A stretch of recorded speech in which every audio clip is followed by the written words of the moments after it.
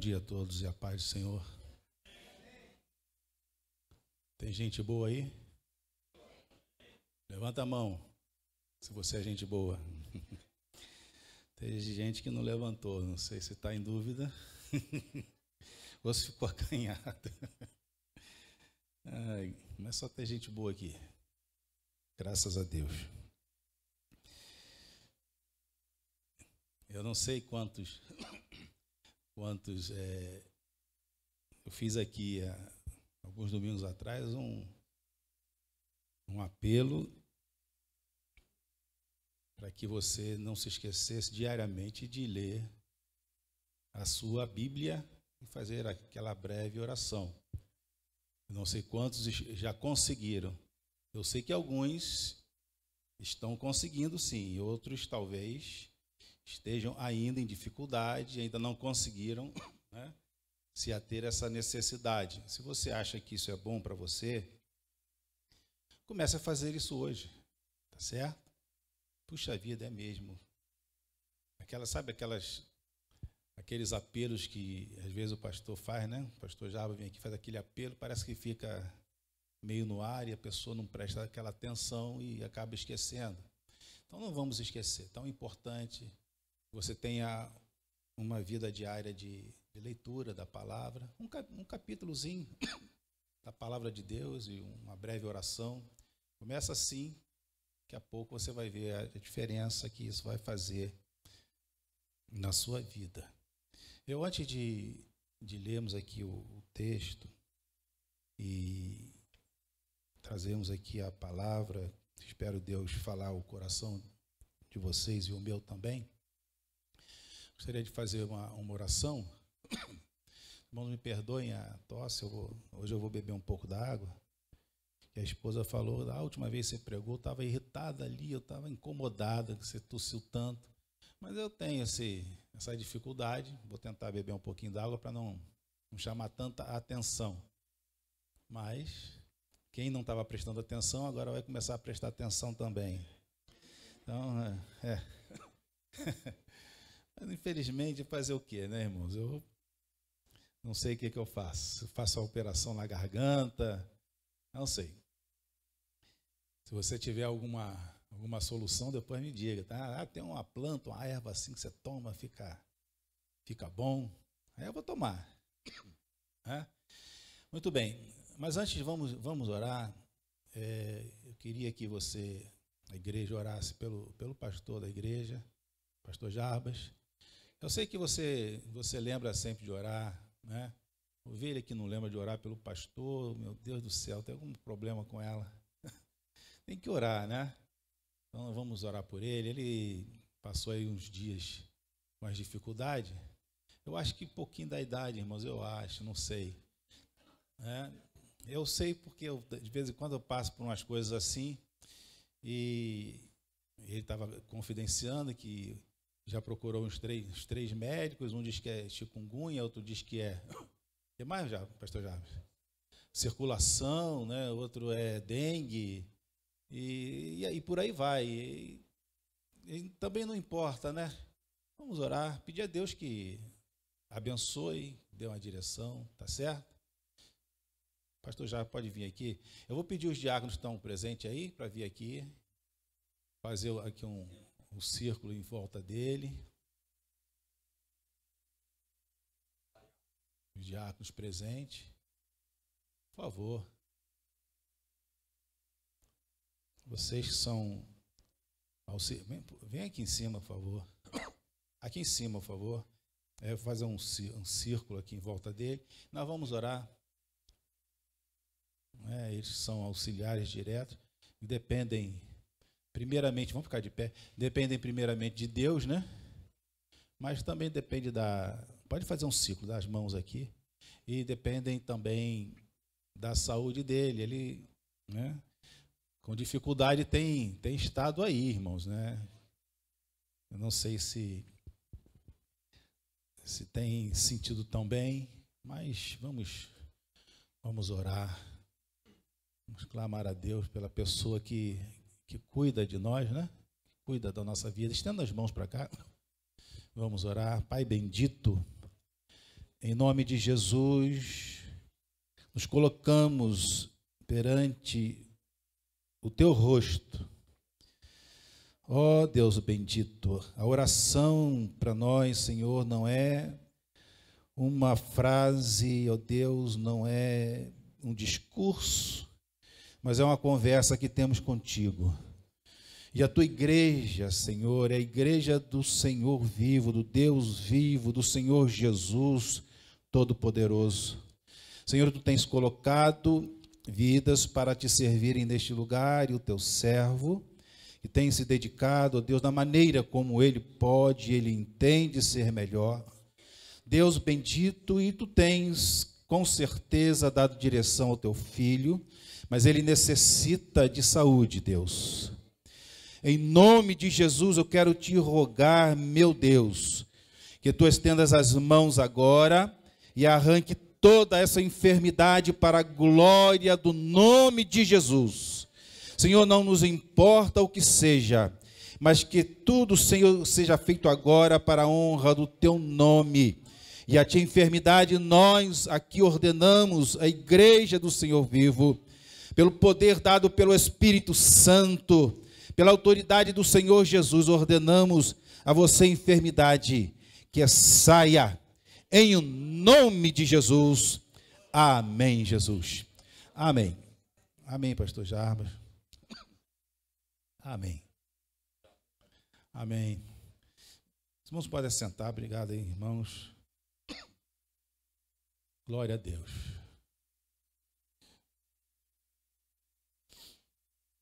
Tem alguém entre vós doente, chame os presbíteros e façam a unção com óleo, imponham as mãos. A oração da fé levantará o doente, e se houver cometido pecados, ser-lhe-á perdoado. É o que diz a palavra de Deus. Nós cremos em Deus e confiamos em Deus. Acreditamos que os médicos são pessoas maravilhosas e nos ajudam. Às vezes não conseguem, às vezes ficam em dúvida. Um diz uma coisa, diz outra. Isso é normal. Fazem o que podem. Mas Deus sabe tudo, né? Deus tem poder sobre a nossa vida. O modo, o porquê e o para quê. O modo, o porquê e o para quê. Na minha escrita está um pouco diferente dali. Não sei se o funcionário cristão lá corrigiu ou se ele errou. Está diferente um pouquinho do meu. Mas eu não sou professor de português. Se tiver alguém aí, depois nos corrija, né? Tem algumas coisas difíceis da gente fazer. E o português é uma língua difícil. Apesar de que hoje está ficando mais fácil, porque até todos já se pode falar. Então, se eu errar aqui um acento, alguma coisa, vocês não vão reclamar. Concurso público, último concurso federal, me parece, não tem, eu vi assim, não tem cobrança da língua portuguesa. Tudo bem. Eu já fiz o meu, já estou até aposentado, mas fico preocupado. Mas não tem nada a ver isso aí. Hoje é uma mensagem que eu espero seja uma mensagem mais simples, simplória possível, e que fale de coisas bem básicas e fundamentais, necessárias. Meu desejo seria que tivéssemos dezenas de pessoas ainda não crentes aqui, que nós pudéssemos ter trazido muitas pessoas aqui para ouvir uma mensagem que considero até um pouco evangelística, mas isso ainda vai ocorrer de forma bem significativa nesse lugar, eu creio dessa maneira. Aí o curso de evangelismo que o pastor está preparando, eu espero que você se interesse por isso entenda a necessidade que nós temos, não só de estar na igreja, mas de levar pessoas a Cristo, né? Isso é o fundamental, básico para a igreja. Você pense nisso. Ah, mas eu também tenho que evangelizar. Tem, é preciso. Mas eu não sei nada. Não. Aprenda alguma coisa no curso e dê o seu testemunho. Faça o seu melhor. Ame a Deus e ame o teu próximo, levando uma palavra de Jesus para as pessoas. Tá certo? O modo, o porquê e para quê. Três expressões que considero ter encontrado, de certa forma, aqui no livro do Evangelho de João, no capítulo 3, que eu vou estar lendo com você. Fala de coisas bem fundamentais, de um encontro maravilhoso, extraordinário, de Jesus com um homem chamado Nicodemos. Vocês conhecem Nicodemos? Ouviram falar em Nicodemos? Nicodemos era um homem letrado, ele fazia parte do Sinédrio, era um juiz da alta corte, né, do judaísmo, era um homem doutor da lei, conhecedor das escrituras. Ele não era um inculto, não era um homem que não conhecia as escrituras.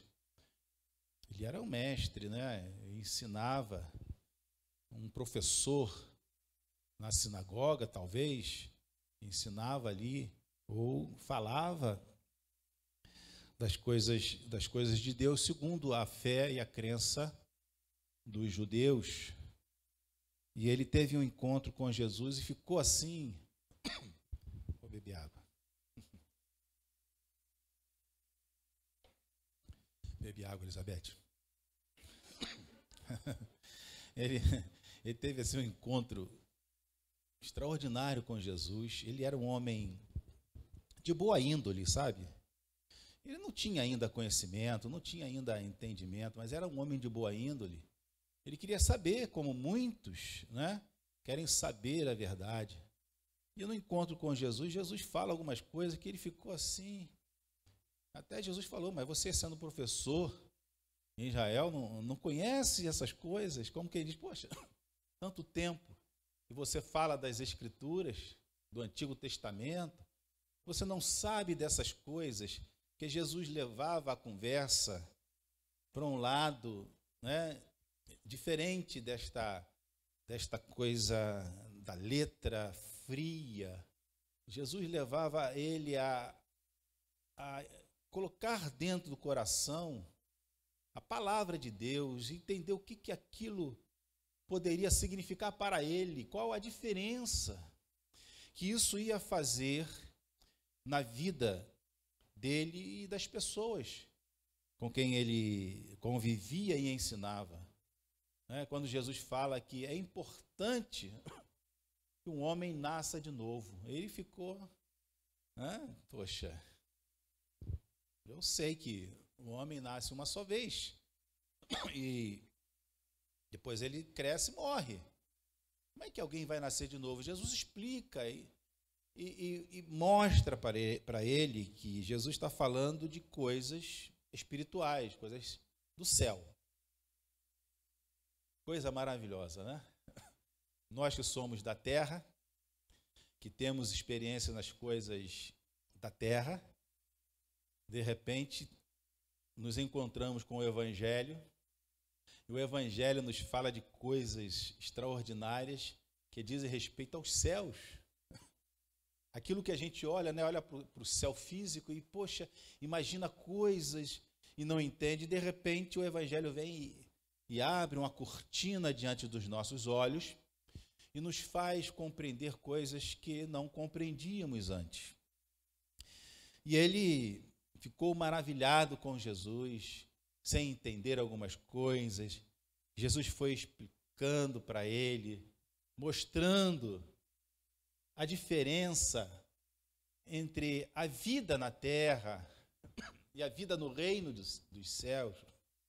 O que é o homem passar por esta vida, por esta terra, crescer, trabalhar, construir. E o que é um homem passar por esta vida pensando na eternidade, construindo uma vida não fundamentada nas coisas terrenas e passageiras, mas olhando para o futuro, porque ele, de repente, começa a enxergar que a vida não é apenas só isso, mas a vida é mais do que esse tempo, e que o homem, para continuar a viver, ele vai precisar nascer de novo. Não é o tema da nossa mensagem, mas eu estou explicando qual foi a conversa que Nicodemos teve com o Senhor Jesus. E eu vou ler, então, a parte do texto, que já mais para o final, depois que Jesus fala tanta coisa, eu, sinceramente, eu ia ficar meio zonzo, mas eu não ia largar mais Jesus, eu ia ficar ali. Não, agora que meus olhos foram abertos, agora eu quero saber. Agora eu quero saber de mais coisas, eu quero que o Senhor conte, fale das coisas dos céus. As coisas da terra eu entendo um pouquinho, não tudo, mas as coisas dos céus eu preciso. E me chamou a atenção. E talvez você, que está não tão firmado, ainda não teve um encontro com o Senhor Jesus, talvez você precise também ser despertado no seu coração sobre as coisas que Jesus tem a te dizer, que eu digo a você, não são poucas e são maravilhosas. E você vai se surpreender quando você colocar o pé, neste reino, e os seus olhos começarem a se abrir, você começar a entender aquilo que Jesus sabe e quer contar a você. Talvez seja uma oportunidade hoje para você dar este primeiro passo, romper a inércia da sua vida. Eu vinha conversando com a esposa hoje, deixar de fazer tudo igual. Não tem uma música? Até lembrei dessa música, não é que eu goste dela não, mas eu lembrei dela. Eu acordo e ela faz tudo sempre igual. Me acorda às tantas horas da manhã. Vocês conhecem. Sempre tudo igual, tudo igual, tudo igual. E eu estava conversando com a esposa que as coisas que a gente faz tudo igual, se está dando certo, amém. Mas, se não está dando certo, quem sabe, Até usei o exemplo, pega a sua rede e joga para o lado direito. Está jogando para a esquerda o tempo todo, acorda de manhã, e não dá, nunca, nada muda. Então, talvez algumas pessoas estão servindo a Cristo de uma forma muito restrita, ou outras nunca pensaram em servir a Cristo, estão lutando nessa vida, querendo alcançar coisas, querendo romper barreiras, querendo avançar, querendo conhecer a verdade, e estão ali a vida inteira fazendo as mesmas coisas. Então, talvez hoje seja um dia de você romper. Dá um passo em direção a Cristo. Amém, irmãos? Dá um passo em direção a Cristo, a realidade. Eu sou assim, mas eu não costumo ler a Bíblia. Começa a fazer isto hoje. Tá certo? Será que vai mudar? Ora, eu tenho certeza, se você faz tudo sempre igual, mas você não tem este hábito, comece a fazer, você vai ver. Alguma coisa vai mudar na sua vida a partir desse momento. Rompa e aprenda com Jesus. João capítulo 3, versículo 14 e versículo 15. Já é 11h15? É isso mesmo? Então, eu vou resumir agora. E do modo porque Moisés levantou a serpente no deserto, assim importa que o Filho do Homem seja levantado, para que todo aquele que nele crê tenha a vida eterna. Aí Jesus fala do modo, do porquê e para quê. Ele fala sobre Moisés levantando a serpente no deserto, mandou que Moisés fizesse uma serpente de metal, de bronze, colocasse sobre uma haste, porque a história é que o povo pecou e Deus mandou castigo. Normal, até para chamar a atenção e abrir os olhos do povo. E, de repente, eles ficaram incomodados com aquilo. Às vezes não se incomodam em pecar, mas quando vem um castigo, quando vem uma pressão, a pessoa se incomoda. E eles fizeram um pedido para que Moisés intercedesse em favor deles. E Moisés fez isso. E Deus deu ordem que ele Moisés, construísse uma serpente de bronze, porque eles estavam sendo atacados por serpentes venenosas. Todos aqueles que eram mordidos pela serpente morriam. Ora,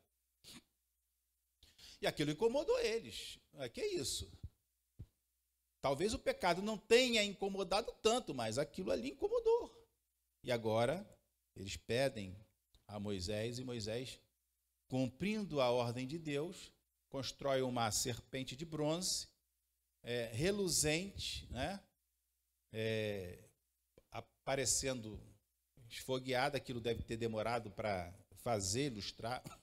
Era brilhante, chamava atenção, e ele coloca numa haste bem alta. E ali, Deus dizia: todo aquele que olhar para a serpente será curado da sua doença. Coisa boa, né? Era só olhar para a serpente e ficaria curado. Essa passagem está em Números capítulo 21, versículo 4 ao versículo 9. Eu quero ler com você aqui, que diz assim: então partiram do monte Or, porque Edom não permitiu que eles passassem pela terra deles, e eles tiveram que costear a terra de Edom. Então partiram do monte Or, pelo caminho do Mar Vermelho, a rodear a terra de Edom. Isso aí foi na passagem pelo deserto. Porém, o povo se tornou impaciente no caminho. Esse foi o pecado, né? O início do pecado deles. E o povo falou contra Deus. Esse foi o pecado claro. Eles começaram a blasfemar e reclamar de Deus, né? Porque estavam ali numa situação um pouco adversa, no pensar deles, impaciente no caminho. E o 5, e o povo falou contra Deus e contra Moisés: por que nos fizeste subir do Egito para que morramos neste deserto, onde não há pão nem água? Mentira, irmãos. Não havia pão nem água, mas Deus providenciava sempre.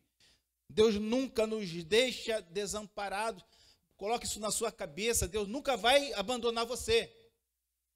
Se você é fiel a Deus, nunca vai faltar a você o suficiente. Acredite nesta palavra. Nunca reclame de Deus. Ore a Deus, peça a Deus: Senhor, providencia, traga, Senhor, o necessário, me ajude a encontrar. E Deus vai fazer. Então, isso aqui não é realidade. Eles queriam talvez alguma coisa a mais, porque olha o que eles dizem: porque nos fizeste subir do Egito para que morramos neste deserto, onde não há pão nem água, e a nossa alma tem fastio, falta de apetite. O que é hoje? Arroz, feijão e ovo? Não tem um franguinho? Comida tinha. Eu tenho fastio, eu estou sem apetite. Não quero. A nossa alma tem fastio deste pão vil,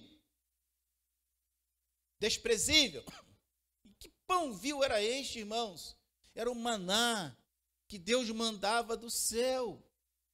O que Deus dava de alimento.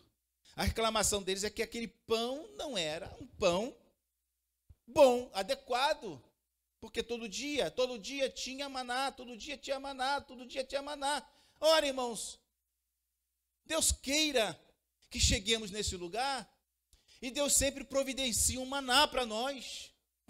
Deus queira que a palavra que Deus enviar seja pregada de forma clara para que possamos nos alimentar deste pão. E nunca reclamar, que mensagem, que palavra, que... Se a palavra for de Deus. E aí vai. Então o Senhor mandou entre o povo serpentes abrasadoras, que mordiam o povo, e morreram muitos do povo de Israel. Veio o povo a Moisés e disse: havemos pecado, menos mal, porque temos falado contra o Senhor e contra ti, contra Deus e contra Moisés. Olha o problema de ficar falando, reclamando da sua liderança na igreja. Não é a mesma coisa, mas é parecido. Olha o problema. Isso foi considerado por Deus aqui um pecado.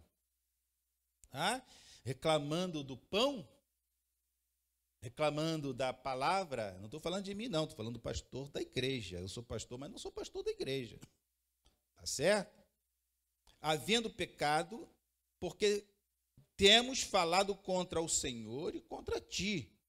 Ora ao Senhor, que tire de nós, guarda essa palavra, tire de nós, as serpentes. Então Moisés orou pelo povo.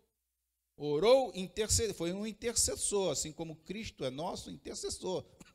Disse o Senhor a Moisés: faze uma serpente abrasadora, lustrada, brilhosa, que chame a atenção, põe-na sobre uma haste no lugar alto, e será que todo mordido que mirar, viverá. Fez Moisés uma serpente de bronze, e a pôs sobre uma haste. Sendo alguém mordido por alguma serpente, se olhava para a de bronze, sarava. Se olhava para a de bronze, sarava. Essa serpente de bronze ficou hasteada até muitos anos depois. O rei Ezequias, ele mandou retirar isso, né? Porque virou idolatria. Tá certo? Havia um ingrediente especial nisso aí, não era simplesmente pagar aquela promessa e chegar lá, se ajoelhar diante da imagem. Não é isso. Isso é condenado, porque Deus não permite que façamos isso, nos ajoelhar diante de imagens. Mas aquilo era uma forma de nos ensinar algo mais importante. Então, Jesus, conversando com Nicodemos, ele fala do modo de Moisés. Assim, do modo, porque Moisés, ele fala do modo porque Moisés levantou aquela serpente no deserto. Também é importante que o filho do homem, ele falava desse mesmo, seja o quê? Levantado. Como a serpente foi levantada lá, hoje também é importante que Jesus, falava dele mesmo, seja levantado do modo. É o que diz lá, eu vou voltar até para ajudar aqui. A leitura, no versículo 14, diz assim: e do modo. Então ele fala do modo. Como Moisés fez, também Deus vai fazer com Jesus. O modo. E que modo foi esse? Fez uma serpente de metal, lustrosa. Ora, mas quem mordia o povo era uma serpente. Então, Jesus era comparado a uma serpente? É isso? Ele estava querendo ali mostrar que Jesus, tendo a mesma natureza do homem, igual ao homem, em certo sentido, em outro sentido, ele não é, porque a forma externa daquela figura era de uma serpente. Mas e a forma interna, a sua consistência? a sua consistência era completamente diferente daquelas serpentes que representavam ali o mal. Então, o interior da serpente não é venenoso. E, em certo lugar, a gente vê que Deus fala de Jesus em sua palavra, que ele, em tudo, ele foi o quê? Igual a cada um de nós. Em todas as coisas, ele foi semelhante a nós. Ele deixou sua glória e veio habitar na terra como homem, nasceu como homem, certo? Viveu como homem, mas ele também era Deus. E ele nasceu na antiga aliança e deveria não pecar para alcançar a sua vida eterna. Em tudo ele era igual. Sentia frio, cansaço, dormiu no barco, fome. Tem alguma coisa para nós comermos aí? Falou para os discípulos que iria comer. Em tudo ele era semelhante a você e a mim, com uma única diferença, e vocês sabem qual é. Ele nunca o quê? Pecou. Nunca pecou. Então, assim como aquela serpente, Jesus também seria considerado como se fosse esta serpente, que na sua natureza é igual, e precisava que ele fosse igual, semelhante a todos nós, para ser um perfeito intercessor por nossas vidas. Mas uma coisa ele era diferente, no seu interior nunca entrou o pecado na sua mente, no seu coração, nas suas ações e nas suas palavras. Nunca pecou. Esse homem chamado Jesus, ele é especial, mas ele era semelhante a nós, sentia as mesmas coisas, as mesmas dores, mas mesmo com a pressão da vida, nunca pecou. Então, a salvação do povo no deserto dependeu do modo, de uma maneira como Deus estipulou a salvação deles. Foi alguma coisa planejada pelo próprio Deus. Eles não reclamaram de nada, porque aquilo estava dando certo. Tem gente que reclama do evangelho, achando que é bobagem. Para mim deu certo, glória a Deus. Jesus me salvou pela simplicidade do evangelho. O modo como Deus elaborou a minha salvação, para muitos pode ser loucura, mas para Paulo e para mim, não é loucura, mas é o poder de Deus para salvar a todo aquele que crê. Então, este Jesus está representado ali, colocado aonde? Numa haste. Porque foi assim que Jesus foi colocado em uma cruz, para que todas as pessoas pudessem vê-lo, todos pudessem olhar para o seu rosto. Aquela haste de metal, imagino, tenha sido colocada num lugar bem alto, para que as pessoas de longe pudessem avistar aquela haste. Ali estava a salvação, a cura da sua enfermidade, bem alto, para que todo mundo pudesse ver. Não apenas algumas pessoas especiais, mas mesmo os não crentes, mesmo os que não acreditavam, pudessem ter a oportunidade. Aqueles que não quisessem olhar, não olhariam.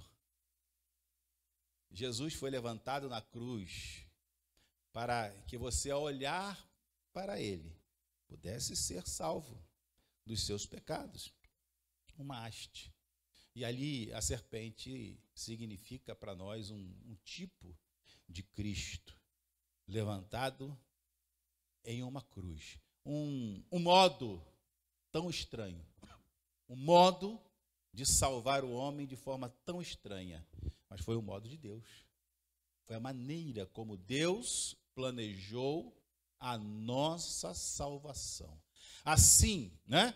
Do modo como Moisés levantou a serpente no deserto. Também importa que o Filho do Homem seja levantado. Glória a Deus. Estranho eu ler esta passagem do deserto e ver uma haste levantada e as pessoas olharem para ela e serem curadas. Não há nenhuma lógica nisto, não é para ter lógica, mas é para fazer uma comparação com o que haveria de acontecer quando Jesus seria levantado naquela cruz. Ah, mas ele, o Filho de Deus, foi colocado numa cruz onde os piores homens foram crucificados e ele, de forma semelhante, também foi ali crucificado. Eles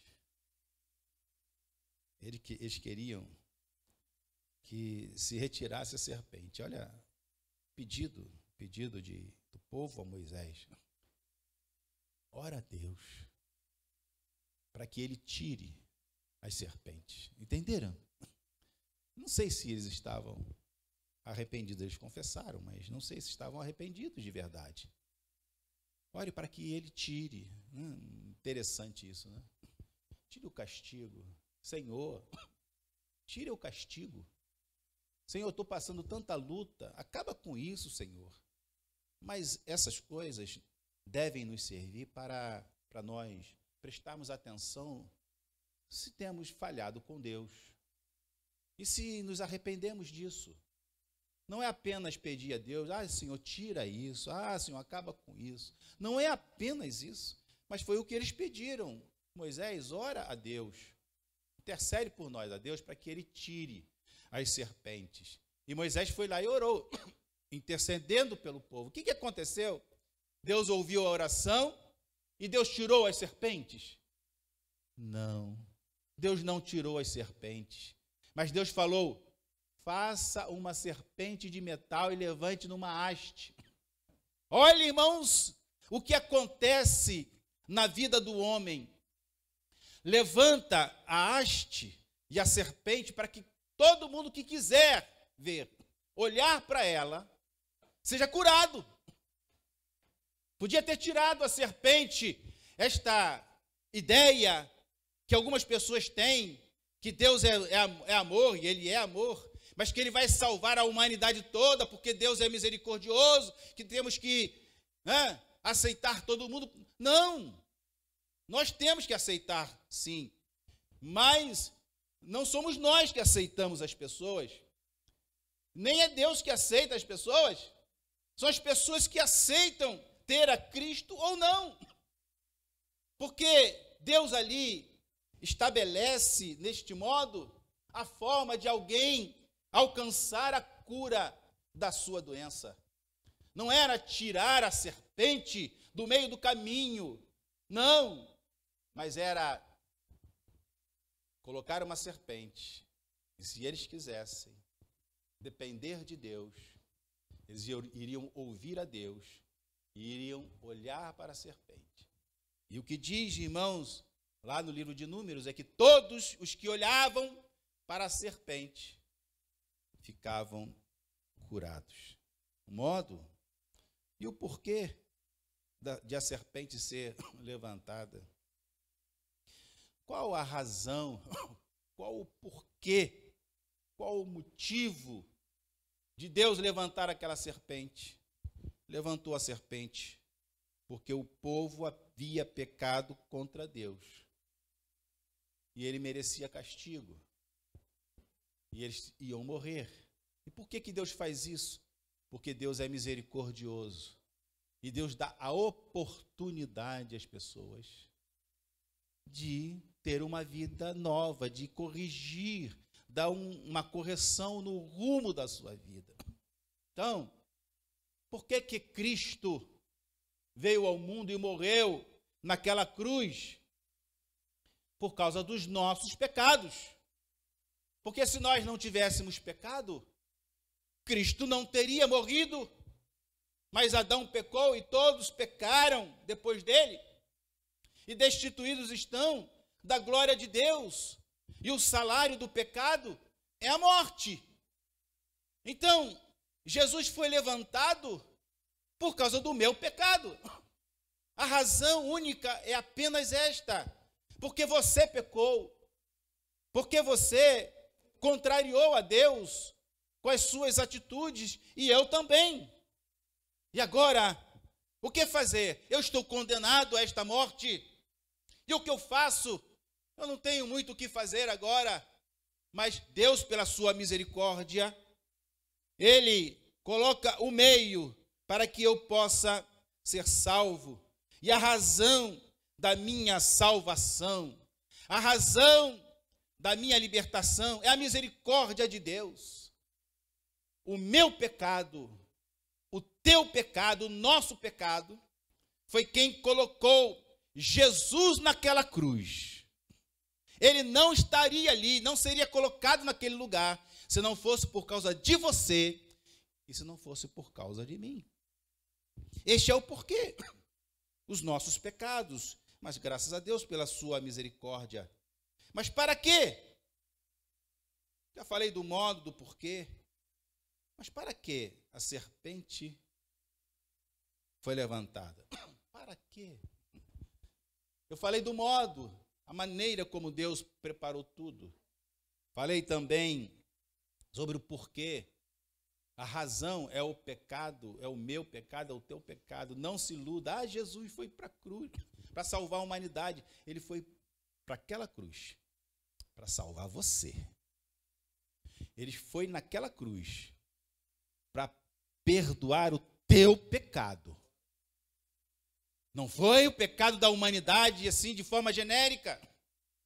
Foi para todos, sim, mas exclusivamente para você. Ele morreu só por causa de você. Ah, irmãos, aleluia, morreu pelo meu pecado. Eu devo a minha vida a Cristo.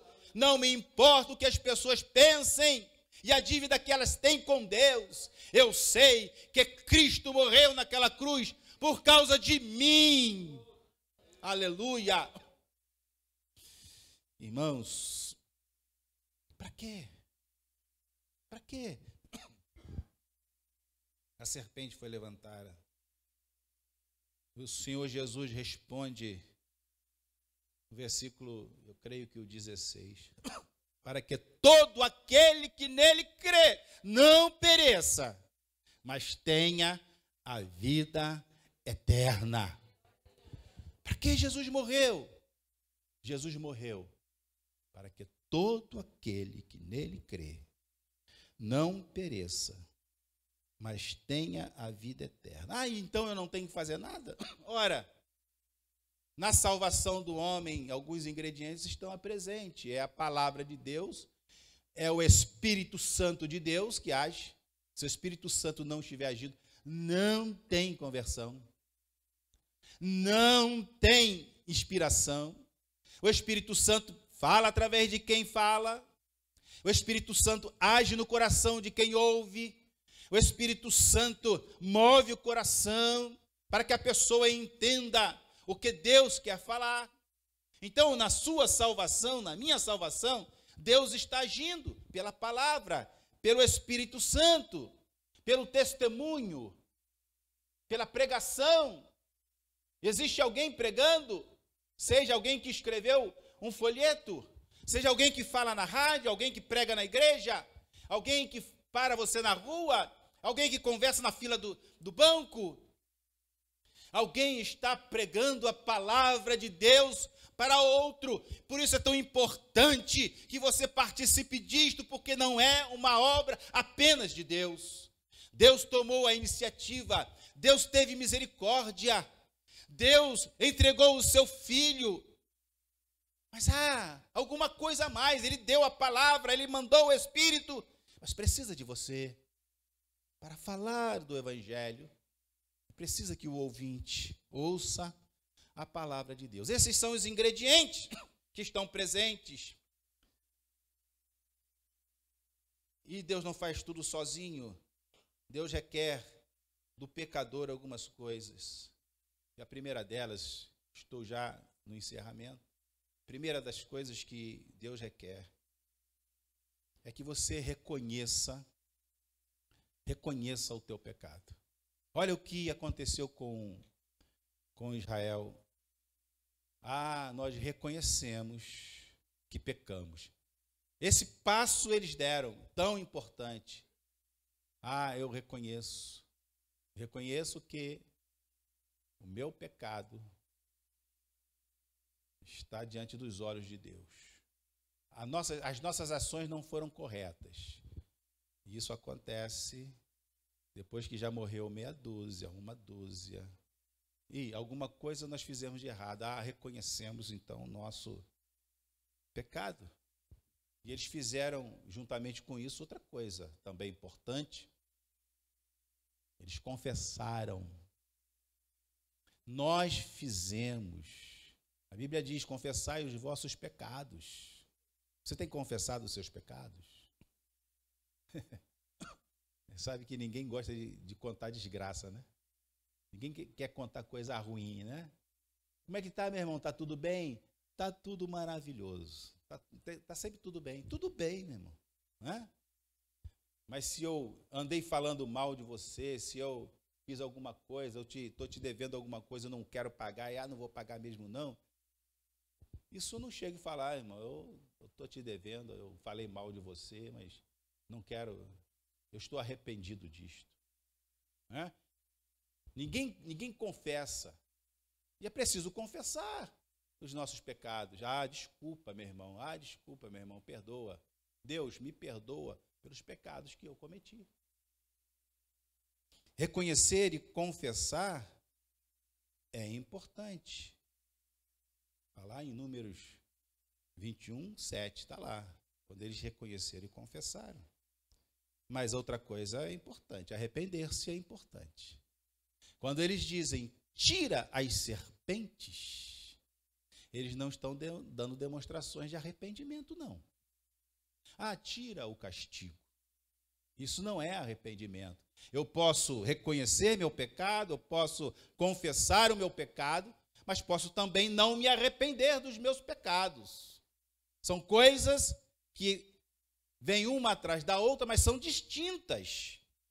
Tira as serpentes. Não era isso que eles tinham que dizer. Eles tinham que dizer, olha, nós pecamos, confessamos, estamos arrependidos. Não queremos mais cometer este pecado. E aí, me permitam ler Lucas, capítulo 3, versículo 7 a 14, que eu gosto muito dessa passagem, quando João Batista, ele é procurado por aqueles que, em outras palavras, estão dizendo, tira de nós o castigo. Lá diz assim, versículo 7 ao 14. Dizia ele João, pois as multidões que saíam para serem batizados, está tudo certo já, me batiza. Raça de víboras. As palavras na Bíblia às vezes me chamam a atenção. E eu confesso, irmãos, que eu nem tinha reparado isso aqui. Eu li, agora eu olhei, raça de víboras. Por que ele falava isso? Veja, irmãos, o que é a inspiração da palavra de Deus. Raça de víboras. Meu Deus, para mim, raça de víboras, para mim a palavra, para o meu entendimento, produzir víboras porque querem fugir do fogo. Produzir, pois, frutos dignos de arrependimento, e não comeceis a dizer entre vós mesmos, temos por pai a Abraão, pois eu vos afirmo que destas pedras Deus pode suscitar filhos a Abraão. E também já está posto o machado à raiz das árvores. Toda árvore, pois, que não produz bom fruto, é cortada e lançada ao fogo. Vem ser batizado sem arrependimento verdadeiro? Não adianta. Cortada. Não produz frutos. Que frutos são esses? Ele mesmo diz. Então, e também cortada, frutos de arrependimento, né? Então as multidões se interrogavam, dizendo: que havemos, pois, de fazer? O que temos que fazer é produzir os frutos do arrependimento. É isso que ele diz aqui. Quem tiver 2 túnicas, reparta com quem não tem.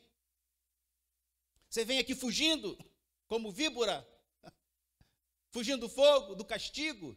Tira as serpentes, tira o castigo, Senhor, tira, Senhor, a provação. Produz frutos de arrependimento. Mostre a Deus que você está arrependido. E aí, a mudança de vida, irmãos. Respondeu-lhes: quem tiver 2 túnicas, reparta com quem não tem. Se você era avarento, você não é mais. E quem tiver comida, faça o mesmo, divida a comida. Deixe de ser avarento. Passe a repartir. Isso é fruto de quem está arrependido de ter agido de forma errada a vida inteira. Versículo 12. Foram também publicanos, cobradores de imposto, para serem batizados, e perguntaram-lhe: mestre, que havemos de fazer e nós? E João respondeu-lhes: não cobreis mais do que o estipulado. O cara cobra imposto, cobra o dobro, fica acharcando. Você é cobrador de imposto? É cobrador de imposto? Para de acharcar. Mostre os frutos dignos de arrependimento. Eu agora sou outra pessoa. Também os soldados lhe perguntaram: você é da PM? É do Exército? Da Marinha? É do Bombeiro, igual a mim? E nós, que faremos? E ele lhes disse: a ninguém maltrateis, borrachada só em quem merece, sem maltratos, borrachada para conter, nada de violência desnecessária. A ninguém maltrateis e não deis denúncia falsa. Ele estava armado.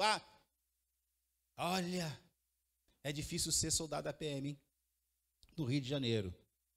Mas quem é cristão tem que ver isso aqui. E contentai-vos com o vosso soldo. Não vai subir no morro e pegar dinheiro de bandido. Parem com isso. Dê demonstrações de arrependimento. Quem mentia não mente mais. Quem roubava não rouba mais. Quem falava mal não fala mais. O que mais? Ih, tem tanta coisa. Hein? Quem tinha ódio não sinta mais. E por aí vai. Quem maltratava a esposa, não maltrate mais. Quem traía o marido, não traia mais. Frutos dignos de arrependimento. Não é chegar aqui, quero ser batizado. Não é isso. Jesus morreu por mim. Eu olhei para Cristo. Ele me salvou. Eu confessei o meu pecado, mas eu tenho que estar arrependido. Mas ainda não é tudo. Porque falta alguma coisa a mais. Eu preciso estar arrependido.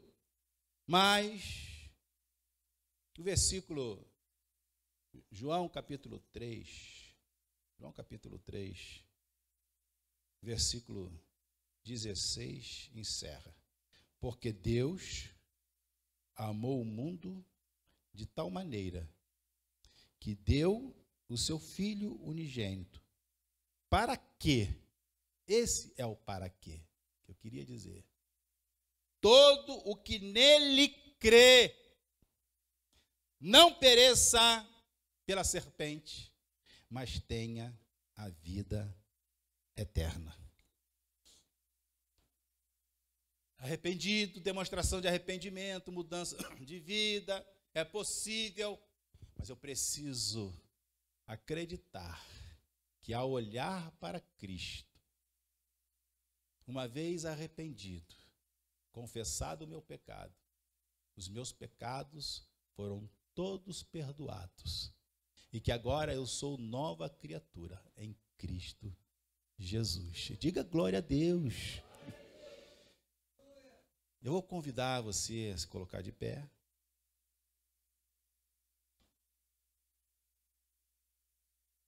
E eu vou fazer um apelo. Alguém entre nós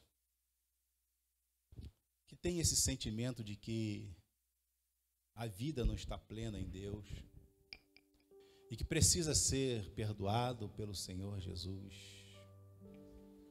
Me afastei, nunca servir a Cristo, mas eu quero ser curado desta doença que me leva para a morte eterna. Existe alguém entre nós que está nessa condição? Faça um sinal assim, levante a sua mão, se há alguém entre nós. Eu sei que a maioria aqui são cristãos já, mas se tiver alguém, levante a sua mão. Eu precisava fazer o apelo nesta manhã. Tem alguém que quer que a sua vida esteja nas mãos de Deus, para a partir de hoje seguir uma vida ao lado do Senhor? Faça um sinal, levante a sua mão para receber a Cristo como o Senhor da sua vida. Ele é quem pode curar você desta doença chamada pecado, que leva o homem para o inferno. Se você reconhece que é um pecador e precisa da ajuda de Deus para ser curado, esse é o seu momento. Eu não vou demorar com você, que a palavra de Deus diz: todo aquele que nele crê não pereça, mas tenha vida eterna. Eu preciso crer nisto.